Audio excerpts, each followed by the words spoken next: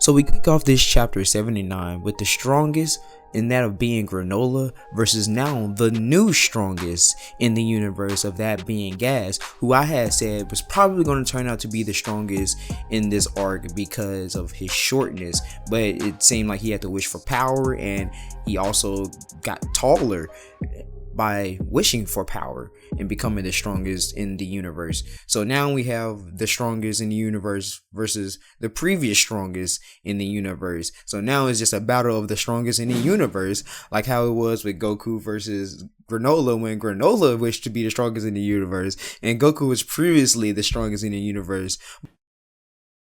What the fuck? But in this case, it's wish power versus wish power instead of, acquiring godly power versus a wish power being granted. But before we jump into this video, like and subscribe to my channel. You can find many things that you would enjoy on this channel. You can request things that you would like to see more of or whatnot in terms of scaling, gaming, whatever you find that interests you in the channel. Also follow my Twitter. My Twitter is always active. That's where I be most of the time. That's where you can probably interact with me most of the time or whatnot. And if you want to keep up with just what I'm doing and things like that. So let's get right into this video. Alright, so it's been a while since I've talked about the Dragon Ball in general, and what's going on right now is that Gas is now the new strongest in the universe, and by proxy he's able to do the same things Granolah is able to do, alright? But he doesn't do that. Instead, he literally keeps himself at the same level that he was pre-wish, alright, because he wants to prove and he wants to win with his own power and his own ability, alright. And people thought that he would gain this weapon creation or weapon manifestation, matter manipulating weapons out of thin air and materializing it and utilizing it on Granolah and Goku. They thought he gained that with the power of the wish, which everybody did at first, because it's really cool, it's unique, it's not something that you see in Dragon Ball like that besides someone like Dabura, for example. He was able to do that same thing. I think people forgot about that though, but it was more so magic instead of this being matter manipulation, so that's the difference between the two. But we get to see this, and apparently he's always had this power, this technique of his. He's always had that since before the wish, since he went against Bardock, because Monaito was present when that happened, when he fought Bardock 40 years ago. Alright, so, and I kind of like that. A lot of people don't really like this about Gas. Well, the way he uses the weapons or whatever, but I think it's very unique. It's different. He reminds me of Kratos from God of War or something, because his skill lies in that of using, weapons and stuff like that. It's not like he has hands, but he probably doesn't have as much hands as he's skilled as in using weapons. You also have forms of martial arts with utilizing weapons, all right? You have different styles and stuff like that, so that expand your catalog and backlog in fighting experience and combat experience, so that's actually a positive, a pro on Gas' side. He's able to make freaking 4-point pitchforks. He's able to make javelins and spears. At one point he looks like he's a freaking medieval warrior, and in many cases he really is a medieval species warrior. He's a true warrior. Like I said, he's probably, the Kratos. He's like a video game character inside of Dragon Ball. Like a Dante, a Kratos, other Bayonetta, action character games, where they're able to utilize a bunch of different weapons. But they're way more skilled than the way he uses it here, as we see. When he's also doing like techniques like from Naruto, and he doesn't callbacks even to like 17 versus Piccolo, where he does Hell's Grenade. In many ways, Granolah versus Gas kind of reminds me of 17 versus Piccolo in many ways, how the choreography is or whatnot. But he's able to make demon wind shurikens. He was also able to make a giant wrecking ball. That was really cool. He was able to make a sledgehammer. He popped Goku in the head with it. He's able to make shields. He uses shields to reinforce defense. And a lot of people don't really like the fact that he uses this weapon creation, because it's like, why are you using that when you could just use your hands, because now you're the strongest in the universe? But I need to point this out. Piercing is stronger than blunt force, alright? And then you have shield and armor is more durable than just your actual body. So yes, you can reinforce your body to be stronger than that of steel, the weapon or item that you're using. But you have to remember that on a base level surface, those are likely stronger than your physical output or whatever. So you're able to enhance it with your ki, would enhance it directly as well, so it'll be stronger. So the output of that weapon would be stronger or whatnot. Now, it's not to say that it can go to immaculate levels or whatever, because we do see Blue Goku break one of the swords, but I'm just saying, in terms of Dura and in terms of piercing and things like that, weapons are stronger than your physical output. All right, so it makes sense why he would want to use his weapon techniques and try to pierce and constantly stab and wreck or use more blunt force, like with the sledgehammer or whatever, and reinforcing it with his power and with his speed along with it.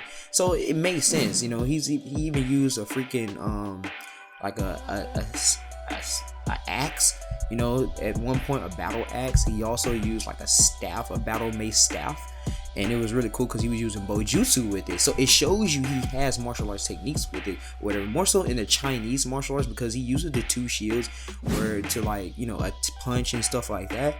And that's like Chinese martial arts with like gauntlets. They use gauntlets and stuff in order to fight. Think of like Virgil or Dante using Beowulf, or think about Kratos using the Nemean Cestus Lion Gauntlet, or the Gauntlet of Zeus, things like that, reinforcing their physical stats and stuff like that.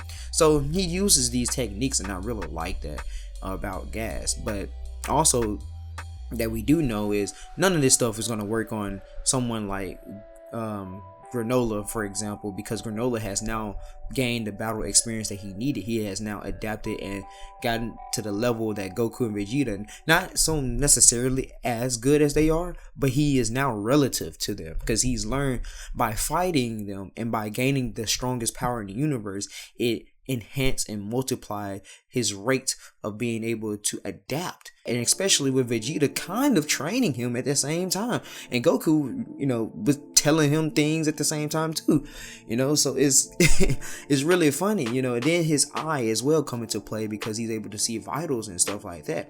So by having all of that together, of course, all of these things is not going to work on him. Plus he has the assistance of an AI, Oatmeal. So really all of this techniques and a lot of these feints and stuff that he's trying to do on Granolah is not going to work, because of the combination of things that just led up to this fight prior. So it makes sense. But Granolah is a gunslinging key manipulation in his hands, and I do like that how this battle is going. It's like a gunslinger versus a medieval warrior. But then all of that comes to an end where Gas is like, he failed because he wasn't able to use his original power without using the wish power. So therefore he releases his key aura in order to now show you that, yes, I am now the strongest, and all the abilities that you have gained, well, I have gained them too. And let's start off by showing you my key. He releases his key, he stopped it like he was freaking Jiren, and then he blasts him point blank, with a huge blast, kind of like Jiren, or kind of like Vegeta using Final Flash or whatever, and then he comes up to him, hit him with a gut punch, and it goes back to a callback reference. And I like when Toyo does this, because it shows you that kind of difference in level of skill of using abilities. Gas was able to use Hakai just the same way that Beerus used Hakai on Vegeta, and it did the same thing. He doesn't try to obliterate, he doesn't kill him, he obliterates, destroys his jacket or whatever, the same way that Beerus destroyed Vegeta jacket. So I like the symbolic references, because when Granolah did it on Vegeta, he did the same explosion in depth that Beerus did on, when showing Vegeta how to use Hakai, and it's showing you that they did attain the strongest powers or whatever. So technically speaking, they may just have more power than Beerus, but they wouldn't be better than Beerus because Beerus knows how to use this power. He hasn't mastered this power, and plus he has ego technique, you know, which Vegeta ends up unlocking the power of ego or whatever. But regardless, they are in the realm of God's territory and stuff. They all are fighting in that territory, and they wished for this power, but they had to give up something in order to gain this insane power. All right, so then we see where now they're spamming instant transmission, where they're doing it way better than Goku, but Goku is like, you know, he's frustrated because he's seeing them use it so easily where he had to train so hard for it, but he don't even know that Vegeta only attempted like 2 times and he did it on the first try. So if Vegeta really wanted to use IT, he probably could use it better than even Goku. Let's be serious. He pulled off Force Spirit Vision quicker than Goku did, but granted, Goku wasn't as skilled and he didn't have a high level of spirit that he does now, so that we do have to keep that in mind.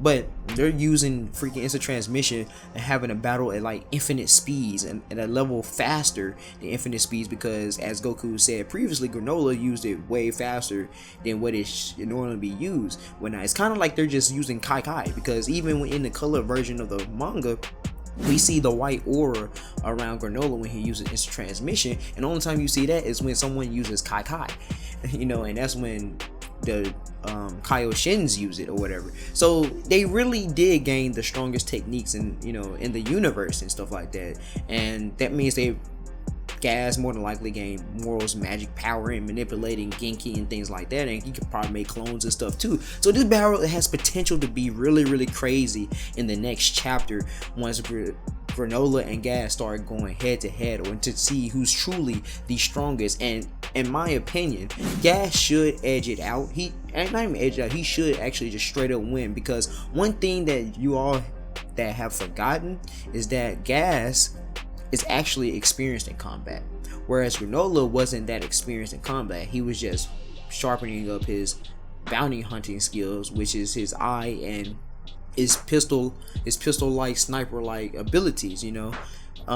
And that's the difference between Gas and Granolah. Once Gas adapts to the way he uses his powers or whatever, because there's so much power that he gained, once he adapts and learns how to use that power, it's gonna probably be a whole different ball game, and Granolah would probably lose out because he doesn't have that much combat experience compared to Gas. Gas is already combat experience. Pre-wish, Gas would have no diff with Granolah. If Granolah never wished for power and encountered the 2 strongest in the multiverse, or you know, one of the 2 strongest in the multiverse at that, and most skilled in the multiverse at that, he would have never been that good. You know, he would have again gotten blitzed and no diff by Gas, probably without even using his weapon creation technique or whatever. So, and we also do know that Gas pre-wish could use key shields, whereas Granolah could not. So there's a lot of things that Gas could start pulling out that Granolah probably doesn't even know he have, and that Gas will be better at and be able to utilize better, because he's a more of an experienced all-around warrior. And of course his trope is being a medieval warrior, weapon mastery. He's a weapon creator or whatever. So that goes hand to hand with this combat, and since he's fighting Granolah, who already fought these 2 strongest, he's going to gain a good amount of experience with that as well. But to be fair, it is possible that Granolah could still win it out, because he went against Goku and Vegeta, and he can instill what they taught him into his battle experience or whatnot. And not only that, Oatmeal is telling him to remain calm. That might be one of the key elements in order to beating Gas. That might be how Bardock defeated Gas. Bardock is an exceptionally calm warrior, stated by Toriyama, and that's what makes the Saiyans look up to Bardock, despite him being a low-level Saiyan. His power level actually may have been higher than what it really, you know, than what his class rank was, but he never, in the heat of battle, he never let his heart flutter. And that's something about Goku that makes him so unique, and why he was able to use UI in ways Bardock, if he probably was still alive and he would have met Whis and stuff like that, probably would attain UI quicker than even Goku attaining UI. So, or you know, if Bardock had a master like Whis or Roshi or something to teach him about movement and stuff like that. or whatever. But regardless, Bardock was an exceptionally calm warrior, and he also act off of instinct. He was an instinctual warrior as well, as much as a savage. But still, it shows that maybe this is a key point and element. Gas doesn't stay calm, so it's possible that Granolah could beat him with the assistance of Oatmeal, telling him to always remain calm, and you honing your skills and stuff, and you just win against everybody. You still have the same powers as he do. You can still outbeat him because he has just raw power. But I don't think that's gonna happen because he don't just have raw power. He also has skill. Then again, who knows? Because when Goku went against Jiren, Goku remained calm, had the power or whatever, but the power ended up backfiring him, and Jiren still was stronger. And Jiren, even though he didn't remain calm and whatever, he had he's one of the most skilled fighters in the multiverse as well. So this could go many ways. I think Gas is going to win, and in my opinion, I think Goku should end up stepping up because Gas should want to beat Granolah and then want to take out his revenge still on Goku for when he went against Bardock. So that is how I think it should go. Then again, it may not go that way. I think if you wanted to tie up things, you know, in that way, and bring back Ultra Instinct Goku, since Ultra Instinct Goku didn't get a direct confrontation fight in and get to show, and he'd be like, this is the strength and power of, you know, hard work and attaining through sheer will of training and dedication. This was what it looks like, you know, hard work over gifted power. You know, this is my level. This is the power that I want to show you, Granolah and Gas. This is what hard work looks like, or training and things like that or whatever. So, and then to them, of course, he will look like a god, just like when he went against Moro, and Moro was like, do you think yourself to be a god? And in many ways, it's why Whis would rather him be the god of destruction over Beerus, and why he takes a liking to Goku over Beerus, because to be honest, Goku is more of the ideal god of destruction than everybody that is there, So let me know your thoughts down below. Comment, like, subscribe, and I'll see you guys later. Peace.